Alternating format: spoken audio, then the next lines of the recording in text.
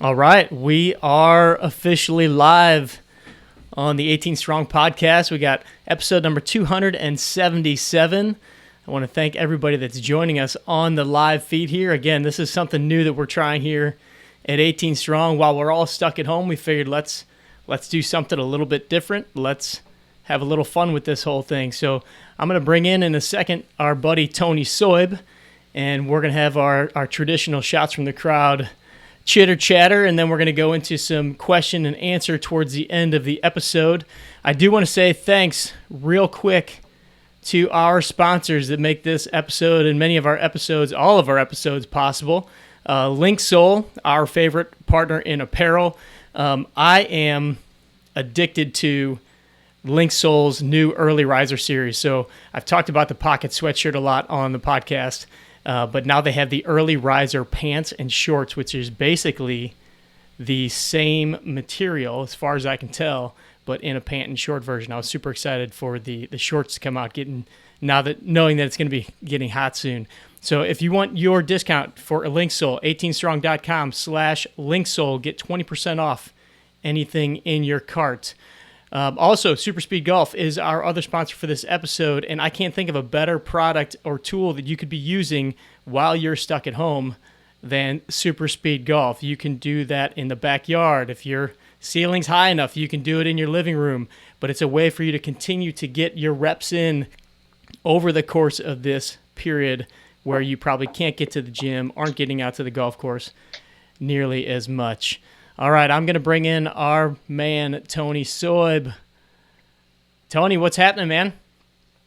What's up, dude? Not too much, man. It's another strange week of not really being at the gym, not seeing you floating around the gym or otherwise. How are things?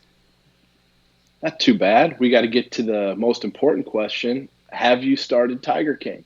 I have started Tiger King. I am 2 episodes in. And man, that is a strange show. Entertainment scale of 10 through 2 episodes. What do you give it? You know, it's not like I'm sucked into it. I mean, I think it's one of those things where you're going to get a little. It's becoming more intriguing as the episodes go on. Like the weird factor. The weird factor just keeps escalating. Yeah. And to think that like some of these guys were like on these popular talk shows like Dave Letterman and stuff, like just like they were normal dudes, but they are not normal dudes. So I don't know. It's one of those where I'll get through it in probably the next week or so, but it is definitely as screwed up as everyone has said. A little bit of a car wreck feel to it. Like you can't look away. Can't stop watching. Yeah, you just it's a disaster. Have to see what's going on. All right, for sure. Obviously, you know the big talk of the town these days is everything going on with COVID and everything. So I know we have some different topics related to kind of golf, how golf's been affected, but even other sports. One of which you mentioned was NBA and basketball. What's going on? What are they going to do, or what have you been hearing as far as some of these sports? What are they going to do with their seasons? I don't know. Basketball seems like they want to get something done. Last I saw, they said nothing's off the table. That they want a champion, and there's no options that they've totally ruled out.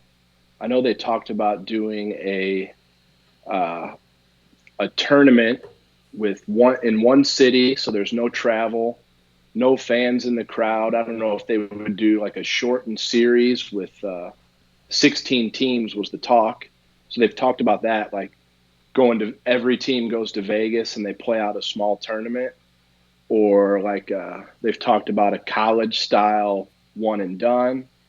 But I would like to see something different, and it's pretty cool. They said they won a champion, so they haven't ruled anything out. I would like to see something happen. I think no matter what they do, if they decide to play, they'll probably get more viewers than ever. Yeah, totally. Everybody wants something to watch right now, right? Yeah, for sure. So if any sport, but yeah, they've been open to keeping the options open is at least something to possibly look forward to.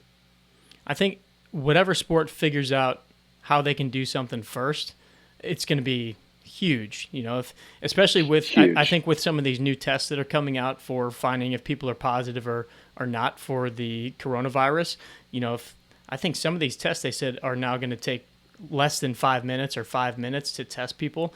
You would think that they could do a sporting event where they test every single person that's going to be playing, test them, 10, 20, 30 minutes before the game, don't have a crowd, don't have the fans there. You would think golf would be an easy one that they could most likely institute that. I might be oversimplifying things. I guess the camera setup and everything for golf would be a lot more challenging. But, think of a basketball game or hockey or, some other sport like that where they just have the players there. There's no fans. They can live stream it and they can run with it. I'd watch. I'm dying for something to watch. Has golf talked about that at all? The only thing that I have seen is I think what you sent me, and that was either just a tweet or an Instagram post of possibility of a Tiger Phil with a single cameraman following around. Was there any? Why not? Right? Was there any validity to that post, or do you know? Probably not, but it's fun to think about. Well, I like that Phil responded back and said, in the works or whatever he said. Who knows if you can trust him if he's just kind of being funny on Twitter. But I mean, the world would watch that. It would be way more successful than the match that they tried to do last year. Oh, it would blow it out of the water by 10 times. Yeah. I mean, imagine that, just because now we're begging for anything. So it was the commentary and everything last time that I think was really lacking, they said. And, they didn't know how to fill the air time.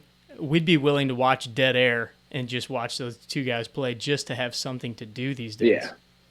Yeah, for sure. That dead air would be the least of our concerns. Everybody would tune in to watch, for sure. Absolutely. And I agree with you. I think different sports, finding a different way that they could play something, everybody's looking for whatever that might be. And whether that's like a different style of championship, like I think baseball, they were talking about just not doing anything. But even if they did almost like a March Madness style, maybe they do 3-game series, and they just square everybody off once it comes time, and then you just get a final champion at the end. But people they don't just want to wipe out a season. Sure, it might have an asterisk at the end of the series or the season, but who cares? We're looking for something different. Right, and I don't think it even it's not going to go off without any problems or any kinks, but I mean, it's much better than the alternative of not seeing anything happen. Yeah. I just got a message from Kyle here. He said that he read yesterday that it mentioned Tiger and Phil possibly having partners in this thing. So maybe there are some legs to this little rumor that's going on. That would be awesome. That would be awesome. What else is going on? Anything else to report that's new?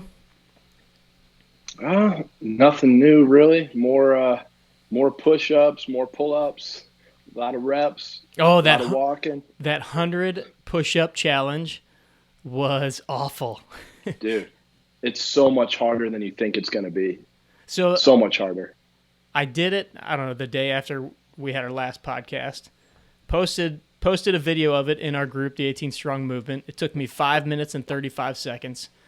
I did a little time-lapse video. I don't know if you noticed, but I threw out a challenge to several people in the group, and not one, I don't think, has posted their results. There's some heavy talk in there, but nobody posted any results. So I'm still waiting on you boys that were in there and didn't post. I think I'm going to get mine done tomorrow.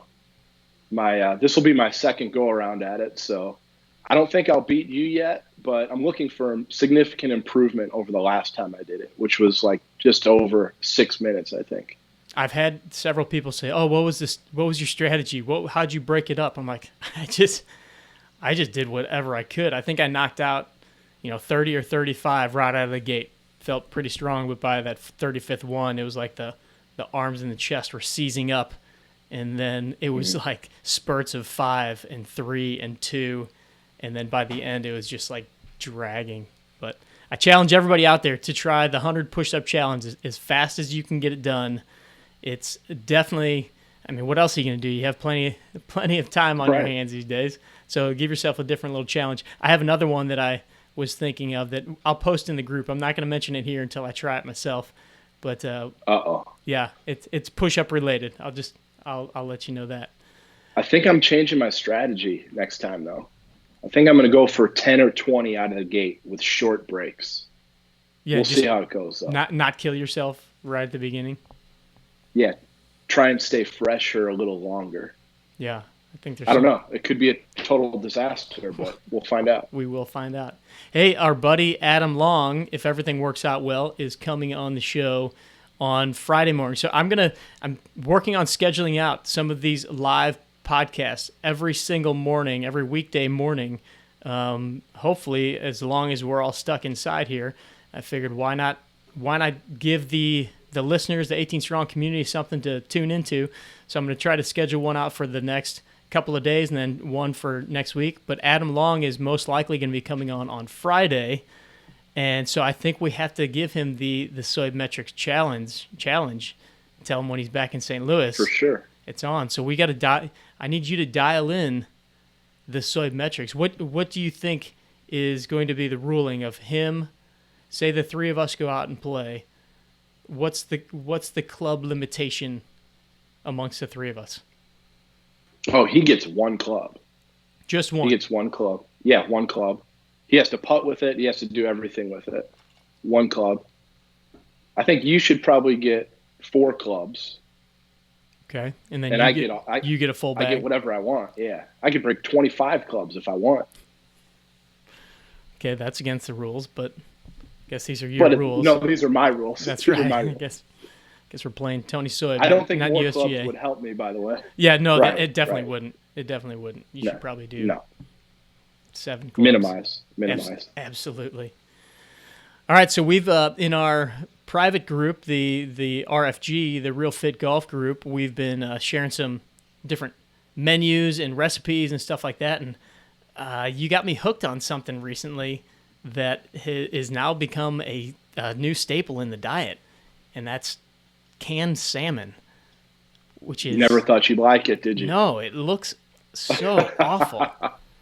Not bad though, right? No, I think you first mentioned salmon and salsa, right? Yeah. That was okay. That was not my favorite. But this is a pro tip for everybody out there that's looking for a good lunch meal that is very delicious, very nutritious, heavy in protein, very low on the carbs, tons of veggies. I got a Southwest salad mix I think I got it from Aldi, or my wife got it from Aldi, and basically you mix the whole bag up, you dump in 2 cans of tuna, and it's incredible. Or not tuna, 2 cans of salmon. I haven't tried it with tuna yet. I'm sure that's delicious too. But, I mean, I forget the actual stats on it, but the protein was like off the charts. There's like 68 grams of protein in the salmon. The carb levels were low. The fats were good.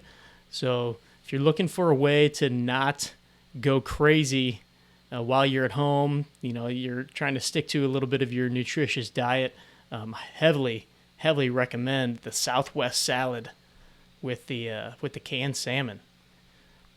What other recipes you got for us? Are you ready for another one? Yeah. I need another one in the rotation.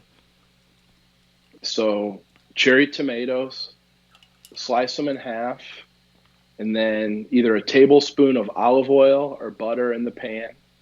Just throw the tomatoes in there for a few minutes, and then canned salmon, throw the tomatoes in there, and then Frank's Red Hot. Ooh. You're in business. Frank's Red Hot. That's become a staple around here, or a version of it. If you can't tell, I'm big on easy, simple. Yeah, I mean, I'm even surprised that you're cooking your own meals. I know most of the time you don't. Oh no, I'm not doing that currently. That's just one from the past. Yeah, another one that we have utilized here is the whole package of chicken breast. Dump that in the crock pot, Frank's Red Hot sauce, and I think a half a stick of Kerrygold butter. Let that sit all day. That That one's one of the best. That's been a staple as well. Another I great have that one with butter lettuce. Butter lettuce with that one. Wrap it up into a little, almost like Yeah. a little tortilla, lettuce tortilla. And then anything you can add over to a salad. So, little fresh, either romaine or iceberg lettuce, throw some spinach in there, chop up some bell peppers, throw a little celery in there, and you are in business. For sure. Just some secret tips there. So with this whole coronavirus thing, what is this, our second full week where we've kind of been on lockdown here in St. Louis, but it's been going on obviously for over a month plus. But this whole time, it's been Lent as well.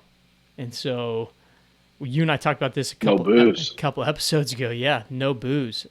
So it's been a good and bad situation because there have definitely been days where it's like, man, I'd love to have a beer right now. This is like the perfect time. The world is collapsing around us. I should probably have a beer.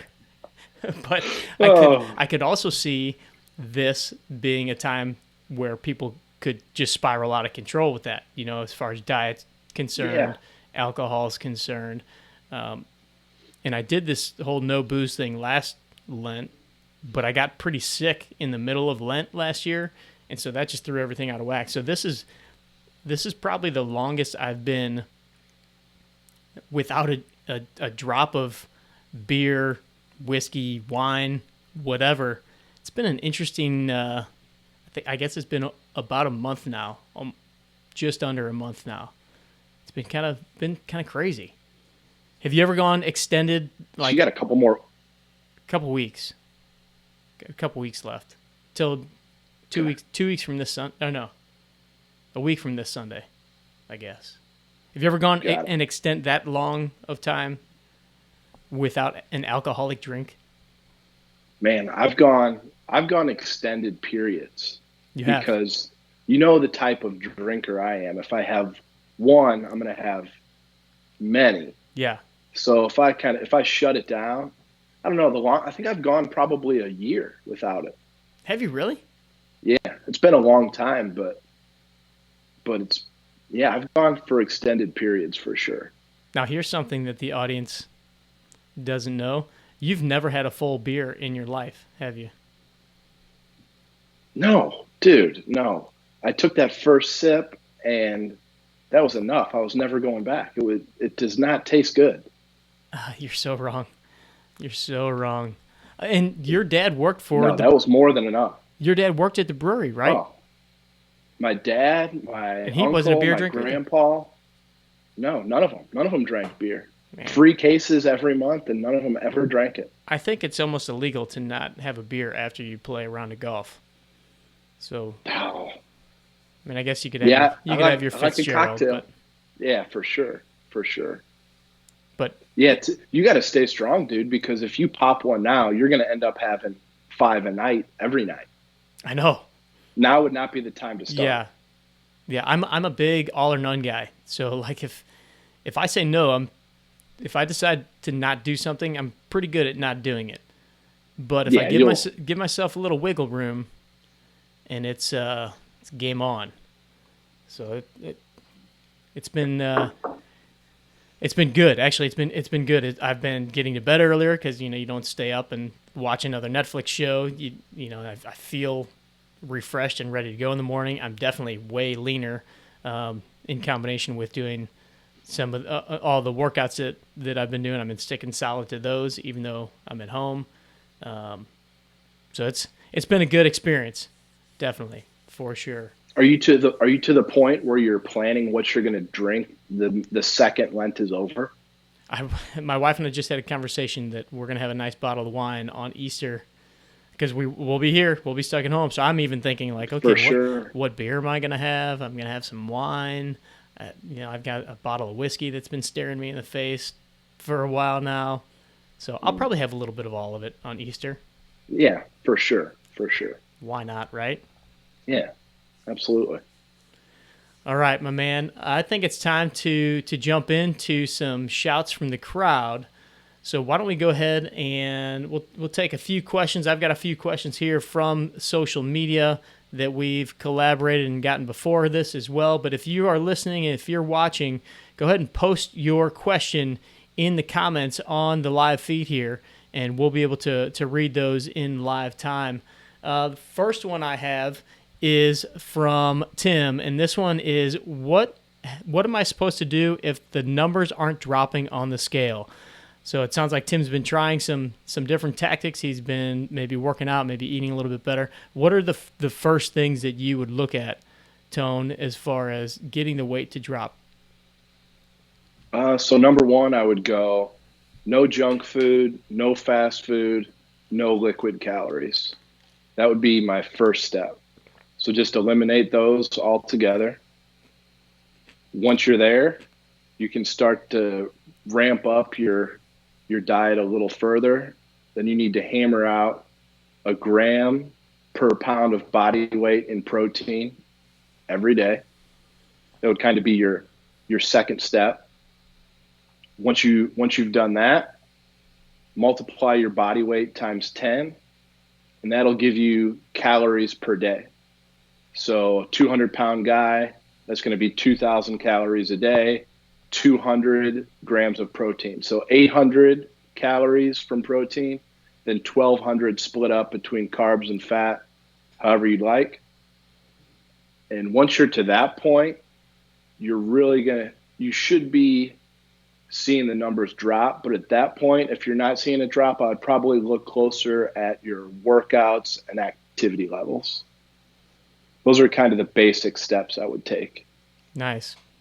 And so just really hammering those things down. I mean, do you recommend people start right out of the gate with something like MyFitnessPal, or would you rather them start simpler and then if they need to work into using a tracking device?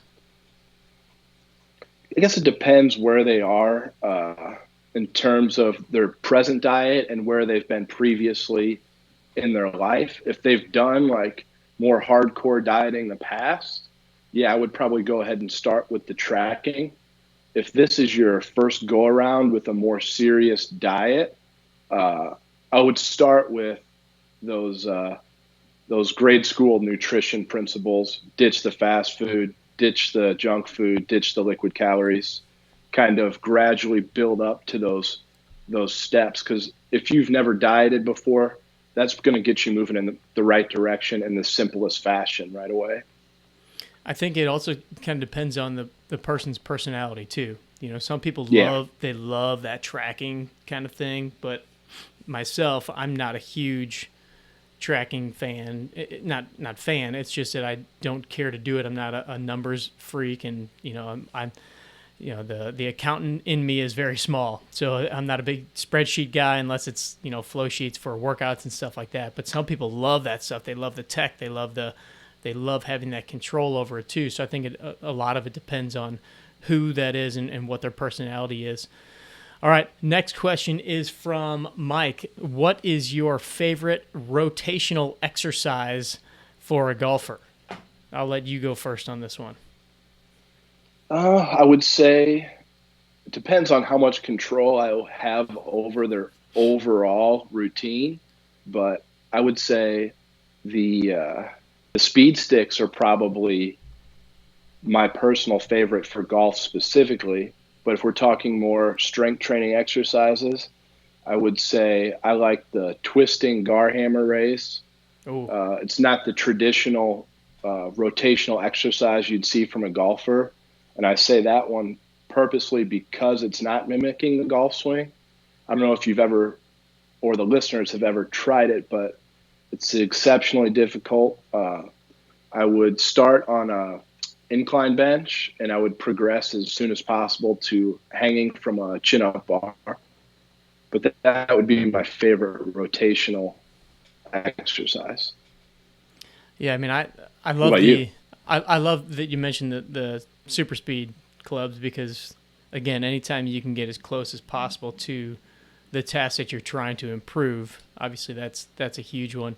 I'm a big fan. I might throw out a couple of them here. I'm a big fan, obviously, just of the the rotations on the cable machine, just the Cybex machine or whatever we have at the gym, the True Motion machine.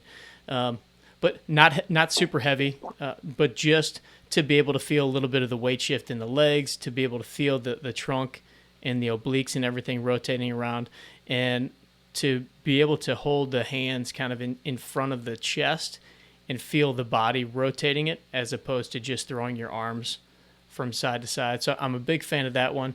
I like to do some half kneeling stuff, just to, again, focus on some stabilization on the lower body. So half kneeling, like say your right knee is on the ground, your left foot is up in front of you. And I'll do a couple things. I'll do some with resistance, so maybe a rubber band or, again, the cable, and rotating from the same side that the leg is down. So if my right knee is on the ground, the band is on my right side, and I'm going to rotate across my body. I like that one because it forces you to really work on your balance as well. And again, not a ton of resistance, but just enough to make you feel like it's working. So I'll do those. And then, I know this wasn't the question, but I love anti-rotation exercises. So like a pal-off press. That's what I was going to ask you. What's your ratio, you'd say, from rotational exercises to anti-rotation? Ooh, I'd say it's I'd probably do more anti-rotation. So I don't know if it's a 2-to-1, but I would say I do more anti-rotation. But sometimes I will throw in more rotation just because I know that the client or the golfer that's there wants the rotation, Right. Or sometimes we'll be working on not so much a resisted rotation exercise, but a little bit more of a movement-based rotation exercise, because they're maybe lacking or their body awareness is not great in those directions. So it all kind of depends, but I'm probably more of a fan of the anti when it comes to the strengthening component of it, just because you're not getting the shearing forces of the back. You're not having people do a ton of weight and rotating with it, because I think that some injuries can happen and people try to go too heavy on that stuff. But if you're doing an anti-rotation exercise, you can get pretty heavy and do quite a bit of things. So the pal-off press, for those that may not know what that is, it's where you grab the cable and you kind of step out away from the cable stack a little bit. You hold the handle right in front of your chest, and then you press it away from your body. And the further away you press, the harder it gets, because that thing wants to rotate and pull you back towards the cable. So you're kind of standing perpendicular directions from where the cable is, and it wants to pull you back. So I'll do some isometrics like that, and then also do the moving, the traditional back and forth pal off. Any other suggestions on a great anti-rotation exercise? My favorite one is the standing one arm dumbbell shoulder press. Oh yeah. It's not, you don't think of it as specifically an anti-rotation exercise because you are developing the upper body extensors, but I'd say that one's by far my favorite. Yeah, I've seen that in plenty of my programs that you've designed for me. Yes. It's one of my go-tos for sure. All right, I've got a question here from Bill. Bill asks, in regards to sprinting, should a guy in his 50s actually be running sprints, or is he better off using a bike, rower, etc.? I personally don't have any clients in their 50s that I would suggest doing a traditional sprint. I would definitely choose the bike or the rower or something less impactful, something with a lower risk. But I'm not going to say there are no 50-plus-year-olds that should sprint, but I personally don't have any of my 50-plus clients sprint. Yeah, I would say, like every answer we give, it depends on the person. But I know that, as you age, even as I'm getting into my 40s, you're in your end of your 30s, the tendons, the ligaments in our bodies, if it's not something that we've been doing continuously, our tendons, our joints, our muscles, our bones are all a little bit different than they were 10 years ago. And so if you haven't been running, haven't been sprinting, I wouldn't necessarily recommend you go out and try it right away. Maybe you can train and get into it a little bit. But as far as just going out and using that as your cardio or your metabolic workouts, I wouldn't suggest it. I know that I've been stupid enough to go out and try doing some sprints. Last year I was training for a trail run and decided to do some sprints with it. And I was at the park and running up hills and, tweak the hamstring. And it's just one of those things where your body's just not ready for it. So if you can go and you have access to a bike or a rower, and you can do that without any joint impact. You can do that without, hurting your knees, without stretching your tendons, especially, especially the Achilles is often very suspect when people start to do stuff like that. I mean, I've seen guys blow out their Achilles or heard of guys blowing out their Achilles just walking down the steps or cutting. My cousin was coaching lacrosse practice one day, picked up a stick and turned and felt a pop in the back of his leg. It's like there's smarter ways to do it. Definitely. For sure. All right, my man. I think that's it for all of our shots from the crowd questions today, but we have plenty more of these episodes coming up. So be sure to stay tuned to the 18 Strong Facebook page here. And for those of you listening on iTunes, on the regular podcast, we're not sure how many of these live episodes we're going to do. Maybe this becomes something that we do on a much more frequent and regular basis. But while we are all stuck at home, we're going to try to continue to give you guys as much content as possible. And we're going to be bringing on a lot more great guests in the near future. So stay tuned here. I do want to say thanks to our sponsors once again, Linksole, for making some of the greatest apparel out there. Once again, go to 18strong.com/Linksole to get your 20% off discount for anything in your shopping cart. And then don't forget to go to superspeedgolf.com to get your discount on all of the Superspeed products. Use the code 18strong there. Tony, want to thank you again for joining us this week, my man. We will be recording several more episodes in the very near future. Thanks for having me. You got it. All right, everybody. Train hard, practice smart, and play better golf.